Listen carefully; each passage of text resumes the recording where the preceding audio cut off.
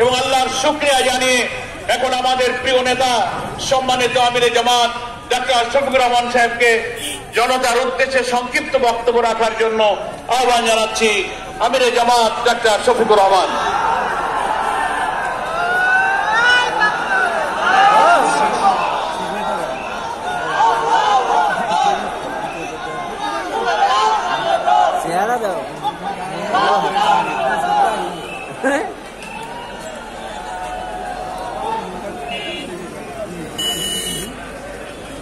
আসসালামু আলাইকুম ওয়া রাহমাতুল্লাহ।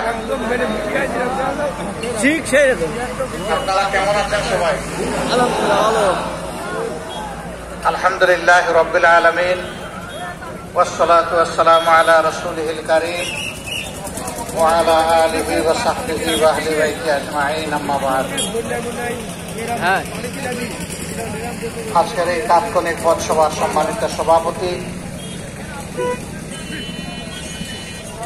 আমার সফর সঙ্গী, আপনাদের এলাকার প্রিয় মানুষ, প্রিয় নেতা,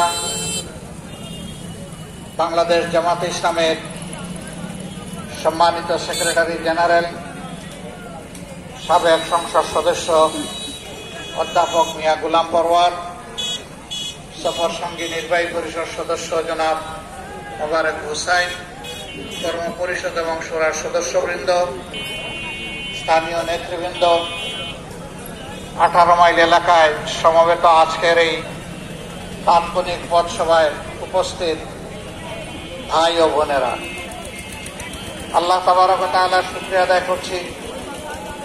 মুক্ত পরিবেশে মুক্ত মন নিয়ে আল্লাহ তাআলা আপনাদের সামনে দুটি কথা বলার জন্য আমাদেরকে সুযোগ করে দিয়েছেন। আলহামদুলিল্লাহ রাব্বিল আলামিন। আমাদের যে সন্তানদের, বীর সন্তানদের সীমাহীন ত্যাগ এবং কুরবানি, শাহাদাত, বঙ্গুত্ব এবং জালিমের বিরুদ্ধে লড়াইয়ের মধ্য দিয়ে এই যে পরিবেশটা আল্লাহ তাআলা আমাদেরকে দান করলেন, এই জন্য আল্লাহর দরবারে আরেকবার শুকরিয়া আদায় করি। আলহামদুলিল্লাহ। 2006 সালের 28 অক্টোবর থেকে শুরু করে 2024 সালের 5ই আগস্ট পর্যন্ত ফ্যাসিবাদের বিরুদ্ধে লড়াই করে যারা জীবন দিয়েছেন, মহান রবের দরবারে দোয়া করি রব্বুল ইজ্জত তাদেরকে মর্যাদাবান শহীদ হিসাবে কবুল করুন। তাদের পরিবার পরিজন, আপনজন, প্রিয়জনকে আল্লাহ তাআলা উত্তম ধৈর্য ধারণ করার তৌফিক দান করুন। জালিমের বুলেটের আঘাতে পঙ্গু হয়ে, আহত হয়ে যারা কষ্ট পাচ্ছেন, প্রভুর দরবারে দোয়া করি হে রাব্বুল আলামিন তাদেরকে তোমার পক্ষ থেকে তোমার শিফার হাত বুলিয়ে দাও এবং তাদেরকে তোমার শিফার নিয়ামত দান করো। এদেশের যে 18 কোটি মানুষ দেশে এবং প্রবাসে সর্বত্র লড়াই করেছে, আমি সকলের প্রতি কৃতজ্ঞতা জানিয়ে আপনাদের খেদমতে দুটি কথা বলতে চাই। প্রিয় দেশবাসী, আমাদের এই দেশটি আবহমান কাল থেকে সাম্প্রদায়িক সম্প্রীতির একটি দেশ। আমরা বিভিন্ন ধর্মের মানুষ মিলেমিশে এখানে বসবাস করি। আমাদের ভাষা কাছাকাছি, প্রায় একই ভাষায় কথা বলি। নৃগোষ্ঠীর জনগণ ছাড়া সকলের ভাষাই বাংলা, তারাও এখন বাংলা ভাষায় অভ্যস্ত। এমন একটি দেশ দুনিয়া খুব কমই আছে। আমাদের পাশের দেশে বিভিন্ন ভাষা বৈচিত্র্য রয়েছে, জাতপাতের ব্যবধান রয়েছে। প্রিয় বাংলাদেশে এই ধরনের কোনো ব্যবধান নেই। এমন একটি দেশকে বিগত দিনে যারা শাসন করেছেন একটানা 15.5 বছর, তারা মনের মতো করে সাজাতে পারেন। তারা দেশকে না সাজিয়ে নিজেদেরকে সাজিয়েছে। দেশের মানুষের হাতে কাজ তুলে দেওয়ার পরিবর্তে দেশের মানুষের হাত থেকে রিজেক্ট তারা কেড়ে নিয়েছে। লাখো বেকারের মিছিলে জনপদ ছিল পৃষ্ঠ। আমাদের যুবকেরা, যুবতীরা লেখাপড়া শেষ করে প্রয়োজনের তাগিদে তাকে একটা পেশা বাছাই করে নিতে হবে। সেই পেশা বাছাই করতে গিয়ে তাদের অনেকের জীবনে নাবিশ্বাস, এই দুয়ারে ওই দুয়ারে, মামার কাছে, খালার কাছে, চাচার কাছে, অমুকের কাছে, ওই স্যারের কাছে, তমুকের কাছে ঘুরতে ঘুরতে অনেকের জীবন প্রায় শেষ করা। বেকারত্বের অভিশাপ নিয়ে মাঝে মধ্যে দেখি কেউ কেউ আত্মহত্যা করে, যদিও আত্মহত্যা মহাপাপ। কিন্তু অসহ্য জীবন যখন তার হয়ে যায়, জীবনকে যখন নিজের এবং পরিবারের জন্য বোঝা মনে করে, তখন লজ্জা থেকে বাঁচার জন্য শয়তান তাকে ওয়াসওয়াসা দেয় এবং সে আত্মহত্যা করে। এই সর্বনাশের জন্য সরকার দায়ী। এমন শিক্ষা কেন দেয়া হবে যে শিক্ষার পাঠ চুকানোর পরে একজনকে বেকার হয়ে এইভাবে তাকে হতাশ হয়ে ঘুরতে হবে কেন? আপনারা দেখেছেন আমাদের শিক্ষা প্রতিষ্ঠানে কলম হাত থেকে কেড়ে নিয়ে গুন্ডাদের হাতে সেখানে অস্ত্র তুলে দেওয়া হয়েছে। ঢাকা বিশ্ববিদ্যালয়ের মতো জায়গায় আপনাদের বাগেরহাটেরই সম্ভবত একটা ছেলে, বলে তাকে জায়গা দেয়নি, গণরুমে রেখেছে, কথা শুনেনি, শীতের রাতে, পৌষের রাতে তাকে হলের বাইরে নিয়ে বসিয়ে রেখেছে। 3 দিনের মাথায় সেই ছেলেটা নিউমোনিয়া আক্রান্ত হয়ে জীবন থেকে, এই দুনিয়া থেকেই চলে গেল। বুয়েটের কথা আপনারা শুনেছেন, এই দক্ষিণবঙ্গেরই একটা ছেলে যার বাড়ি কুষ্টিয়ায়, আবরার ফাহাদ, অত্যন্ত মেধাবী ছেলে। সে নামাজ পড়ে, এটা তার অপরাধ। তুই নামাজ পড়িস তাইলে তুই শিবির, অতএব তোর রক্ষা নাই। সেই ছেলেটাকে টানা 5 ঘন্টা পিটিয়ে পিটিয়ে মেরেই ফেল। এরা কি মানুষ না পশু? শিক্ষা প্রতিষ্ঠানে গিয়েছে মানুষ হবে, অথচ সরকার তাকে বানিয়েছে পশু। এবং এইরকম পাশবিকতা যারা করেছে, সরকার তাকে অভিনন্দন জানায়। আমাদের মেয়েরাও তাদের হাতে নিরাপদ ছিল না। ঢাকার 2টা বিখ্যাত মেয়েদের প্রতিষ্ঠানের মেয়েদের উপর কি করা হয়েছে? জাহান্নামের আযাব তাদের উপর চাপিয়ে দেওয়া হয়েছিল। তাদের মা বাপ পাঠিয়েছিল মানুষ হওয়ার জন্য, আর আওয়ামী লীগের দুষ্ট শয়তানরা নিয়েছে তাদের ইজ্জত কেড়ে। জাহাঙ্গীরনগর বিশ্ববিদ্যালয়ে 96-2001 সাল আওয়ামী লীগ যখন দেশ শোষণ করে, তখন আপনারা দেখেছেন জসিমউদ্দিন মানিক নামে তাদের একজন ক্যাডার বিশ্ববিদ্যালয় ছাত্রলীগের সেক্রেটারি ছিল। সে 100টা মেয়ের ইজ্জত লুণ্ঠন করার পরে সে উৎসব পালন করেছিল। পশু লজ্জা পায় এই ধরনের অবস্থা দেখে। আল্লাহর কোরআনের ভাষায় কালানাম, এদের চরিত্র পশুর মতো। আল্লাহ বলছেন নৌ বালহুম আদাল্লু, এরা পশুর চেয়ে নিকৃষ্ট। পশুকে আমি বিবেক দেইনি, তাই সে যেখানে সেখানে যখন তখন যা ইচ্ছা তাই করে। কিন্তু মানুষ আমি বিবেকের নিয়ামত দিয়ে পয়দা করেছি, তারা এমনটা করবে কেন? দেশের সম্পদ লুণ্ঠন করে বিদেশে নিয়ে গেছে। এ পর্যন্ত যে হিসাব পাওয়া গেছে, 15.5 বছরে 26 লক্ষ কোটি টাকা। বাংলাদেশের বার্ষিক বাজেটের 5 গুণ। কার টাকায়?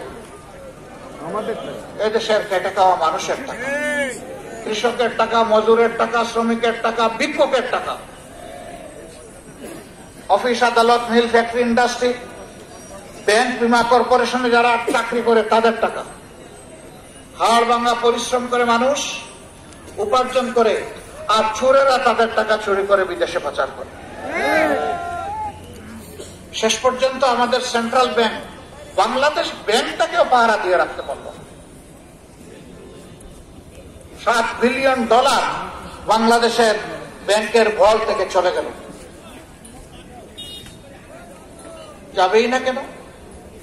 তাদের অর্থমন্ত্রী বলল ঘুষকে এখন থেকে ঘুষ বলবেন না, এখন থেকে বলবেন স্পিড মানি।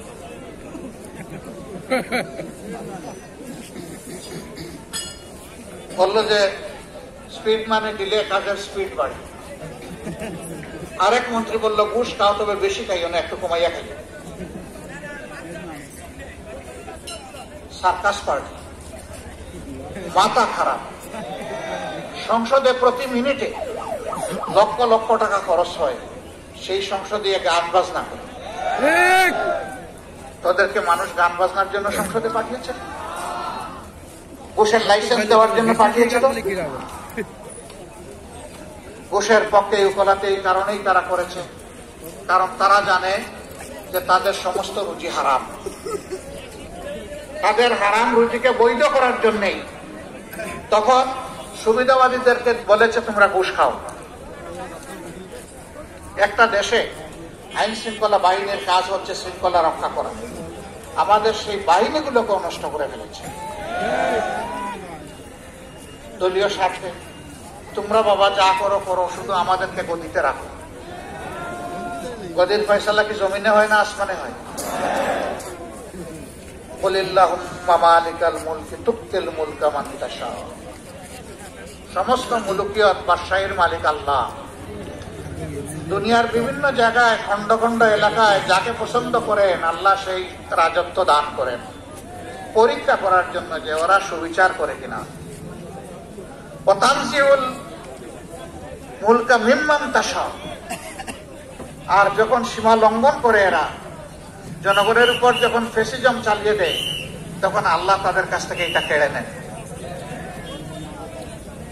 ওরা মাঝে মধ্যে আমাদেরকে বিভিন্ন দেশে পাঠিয়ে দিত, যা তোদের এই দেশে কোনো জায়গা নাই, অমুক দেশে তমুক দেশে চলে যা। আচ্ছা দিবে তো দিবে, আগে একটা ভিসা এবং টিকেটের ব্যবস্থা করে দেয়। ভিসাও নাই টিকেট নাই বলে যে অমুক দেশে চলে যা।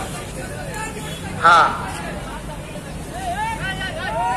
গর্ত কুড়ে কোনো দুষ্ট মানুষ অন্য মানুষকে গর্তে ফেলার জন্য, কিন্তু সেই গর্তে নিজেই পড়ে যায়।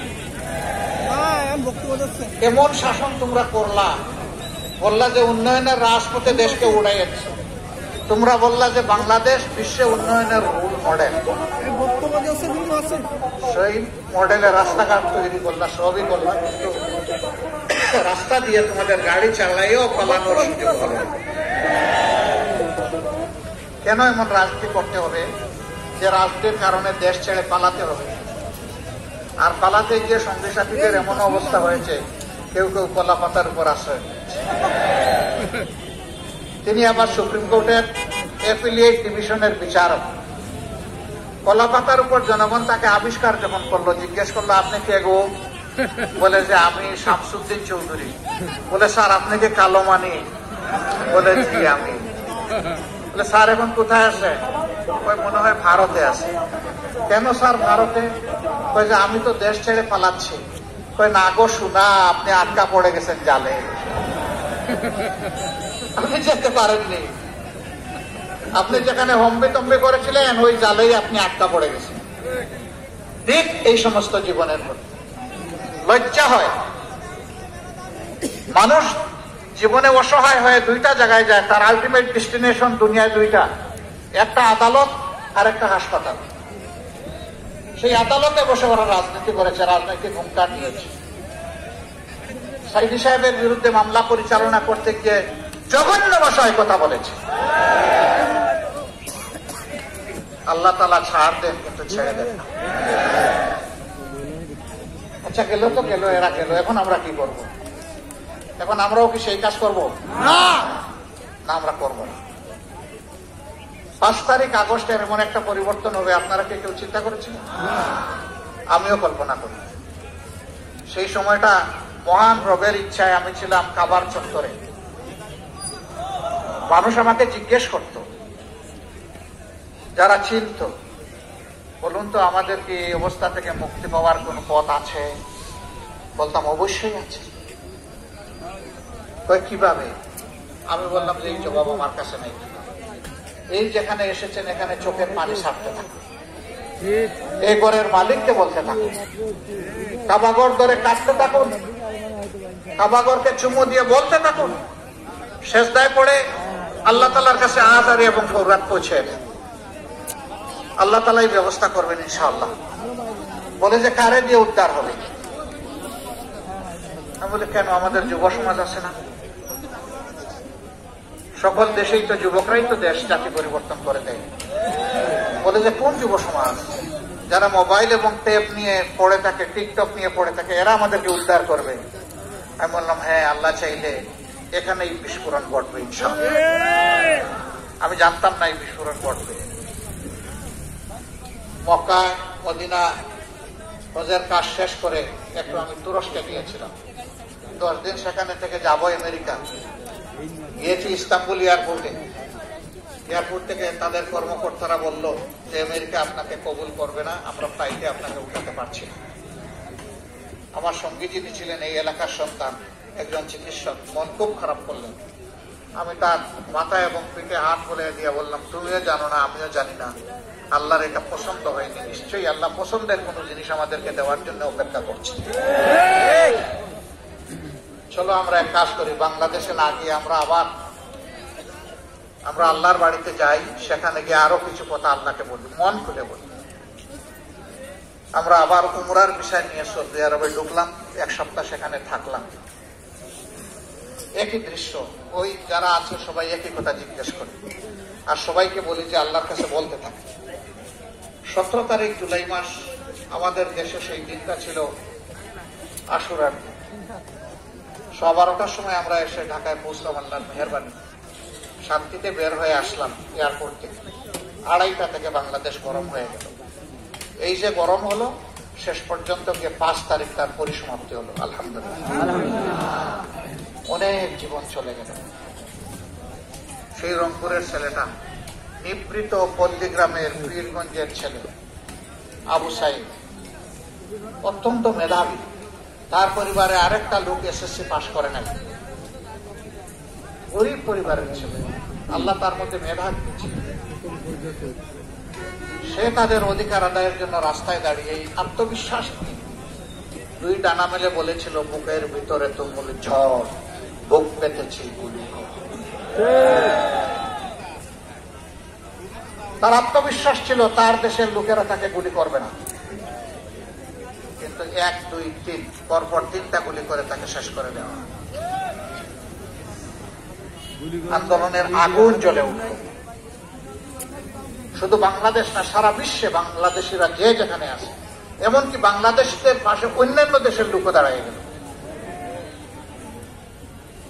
আমরা জানতাম কি যে এই ধরনের একটা ঘটনা ফেসিবাদের স্বৈরাচারী সরকারের পতনের জন্য নিয়ামক হবে? আমরা কেউ জানতাম? কিন্তু আল্লাহ সেটা করে দিলেন। আল্লাহর দরবারে দোয়া করি, আল্লাহ আমাদের এই বুকের সন্তানকে মর্যাদাবান শহীদ হিসাবে কবুল করুন। তার হাত ধরে প্রায় 2000 ছেলে মেয়ে দুনিয়া থেকে চলে গেল। তাদের সকলের জন্য দোয়া করি, আল্লাহ তাদের শহীদ হিসাবে কবুল করুন। শাহাদত এখানে শেষ নয়। 28 অক্টোবর 2006 সাল লগিবইটার তাণ্ডবে যাদেরকে হত্যা করেছিল, পরবর্তী পর্যায়ে জামাতে ইসলামীর নেতৃবৃন্দ, কোরআনের পাখি সাইদি সাহেব সহ যাদেরকে হত্যা করা হয়েছে বিচারের নামে তামসা করে, সেই থেকে যে যাত্রা শুরু হয়েছিল হত্যাকাণ্ডের, এরপরে বিডিআ সদর দপ্তরে আমাদের দেশপ্রেমিক সেনাবাহিনীর 57 জন অফিসার এবং তাদের পরিবারের অন্যান্য সদস্যদেরকে যেভাবে নির্মমভাবে পাশবিক কায়দায় হত্যা করা হয়েছিল, সেই হত্যা আর মানুষের রক্ত তাদের হাতে লেগেছিল 5 আগস্ট পর্যন্ত। এখন কেউ কেউ সুশীল সেজে জিজ্ঞেস করে আগামী নির্বাচনে তারা আসবে কি? আমি বলি, যারা গণহত্যা করেছে, গদিতে থাকার জন্য দেশের মানুষের কিনা অস্ত্র দিয়ে দেশের মানুষের বুকে গুলি ছুড়েছে, তারা কি এই দেশে রাজনীতি করার অধিকার রাখে? না।